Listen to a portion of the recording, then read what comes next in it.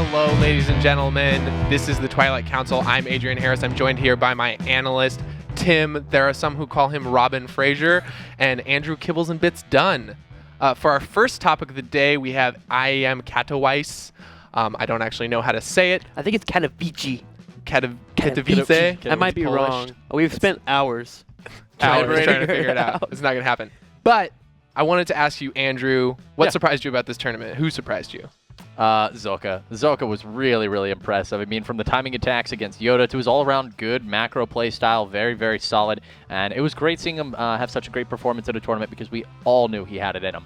Yeah, the good thing about Zilka there is he was actually making a lot of plays. There's always an opportunity where he's done really well in a majority of tournaments, but he actually came through with opportunities that he needed to power through. There was a game between Nurchio and himself that it looked like Nurchio had a good lead, and he just nailed it. Just awesome job by Zilka. He definitely deserved to get that far.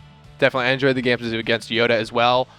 Tim, what did you think about the production? I really like the analyst desk. What did you think? You think they upped it up? Yeah, production was awesome by IEM. They have been working for a while of getting an analyst desk. I actually think at the last event that they were at, Jararstar, a good friend of ours, actually introduced the concept to them, and it worked out for them very well this tournament. QXC, Todd just really putting a display on what we can be shown from the pro player's perspective, if you will. And now I kind of look at Terran a little bit differently because QXC dropped some knowledge bombs left and right. I really enjoyed the whole event. Yeah, it was a really great tournament. Looking forward to tournaments in the future. We have MLG making a big announcement about their Winter Championship today. They released a lot of details about League of Legends and Call of Duty Black Ops, but Andrew, no StarCraft 2 included in the announcement. Why is there no StarCraft 2 announcement? Is there no StarCraft 2? People are speculating, is there no StarCraft? It made front page credits somehow. MLG is having StarCraft 2. There's no games about this. Maybe it's a marketing move that's working out in their favor because it's getting people talking about MLG, but StarCraft is happening. It's just a question of the format, and honestly, there's definitely the possibility that they're in some talks right now with Kespa to figure out exactly how it's going to end up working, but no open bracket, notably. Yeah, no open bracket. How do you think this affects the NA scene? Is it in trouble? Is this something we're really going to miss? I don't know. I'm actually really upset with them out being a no NA scene whatsoever because I've told you a couple of times I'm actually from the whole Halo realm, and I didn't get into a gaming community, until I got into Halo and I went to a LAN. Yeah, I've heard of playing with it. I played with a couple of people, but going to a LAN was a huge experience. It's always been in my mind, and it's really what propelled me to come as far as I can in esports. And it's a really big deal for a lot of people. It hurts the players a lot, and it hurts the fan base a lot, and it hurts their stories overall. That's what MLG is. That's what they've been for years, and them taking away from it, I can only feel like it's going to hurt them. The announcement that's coming out for them, it's got to be huge or it's going to suck and they're going to go back to the open bracket format. It's the only thing I can see here. It's got to be something that blows our mind. Yeah, I'm really waiting on that announcement. I hope it does. Yeah. I like to have my mind blown a couple of times. It's a pleasurable experience. Yes, everyone loves pleasure. Exactly. So a tournament that will have StarCraft 2 is Iron Squid. It's going to be on Saturday, January 26th. You guys can all check that out. It's happening in Paris. This is kind of a throwback tournament. We got DRG, Nestea, MKP, and then the addition of Life coming in there. Who are your picks? What are you thinking here, Andrew? Well, Zerg is probably going to be the case. And, you know, MKP has been having a hard time with that. So, I mean, that's not too much of a question. You look at Dongregyu, Nestea, and Life, though. Well, DRG, he had a great run in the past. Is he coming back to form? Nestea at the same time is suddenly back on the scene with quite a presence. And Life has been the staple who is the new guy in the crowd. So, wouldn't it be cool if Life took that tournament? I think that would, I mean, last time it was MMA sort of coming out of what some people might have called a slump. So, you know, maybe this time will be the up-and-comer. We don't know. There's always stories at Iron Squid, which is a great part about that tournament. Do you have picks, Tim? I mean, the only Terran left is MKP. I guess I can maybe just go ahead and say, yeah, MKP's going to take it, but it's going to be really hard for him. His TVZ has been quite off. He's been really lucky in this tournament, actually. In his group play, he actually had TVTs and TVPs to do, and the only player he played against that was Zerg was Scarlet, and he actually got 2-0'd by her pretty nicely. She kind of actually destroyed him, to be honest. I was watching the VODs earlier. He's not as creative as he used to be in TVZ. He's doing a lot of 2-2 timing attacks and is pushing across the middle of the map around 13 to 15 minutes, trying to kill them before Broodlords, and it's not working out for him anymore. So hopefully he gets creative and he does some crazy tactics against his opponents because he is going to need it.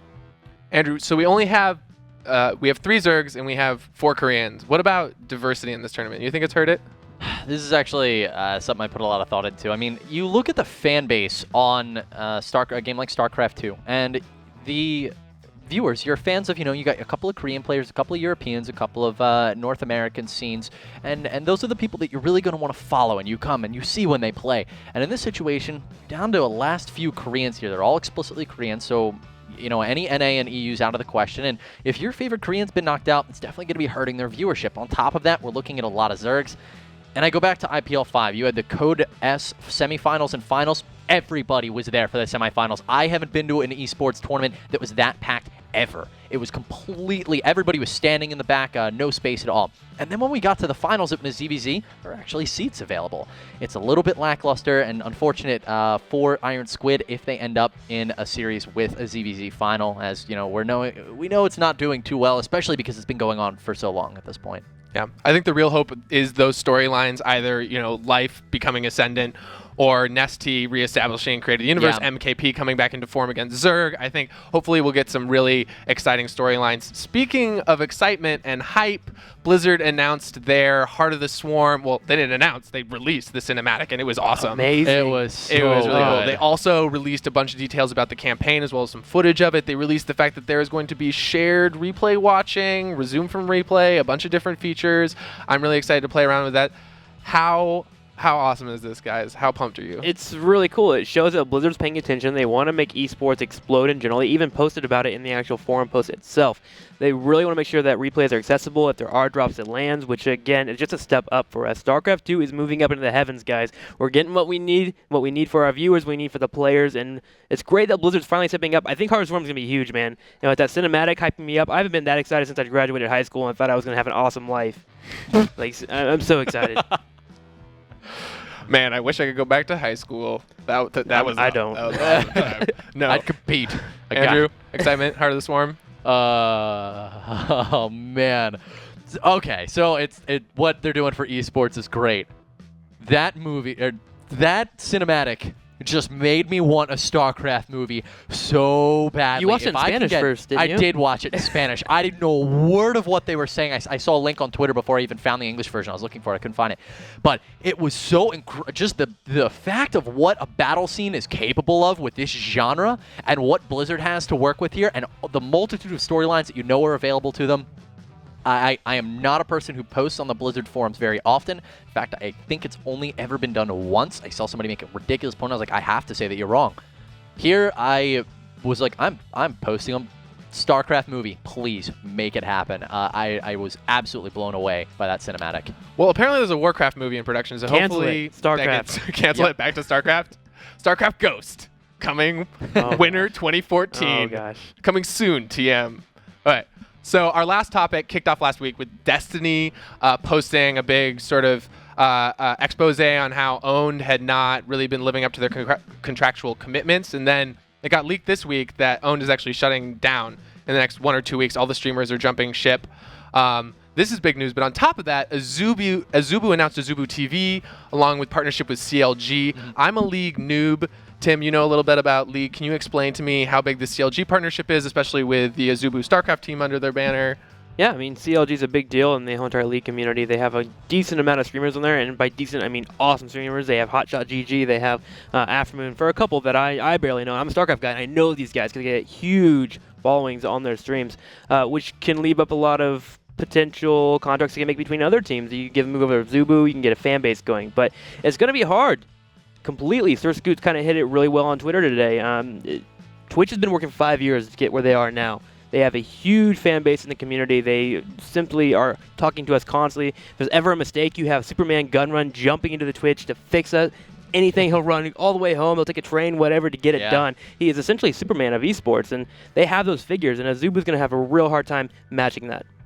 Definitely. Now, you were sort of set off by the post today by Sir Scoots about how you need 5 years to build up a big business. How do you think what are the opportunities Azubu has to be disruptive in this market? How can they really take it in less than 5 years? It's going to be a huge challenge. One of the things that Twitch did just can you say even they did it intentionally? It kind of just happened for them.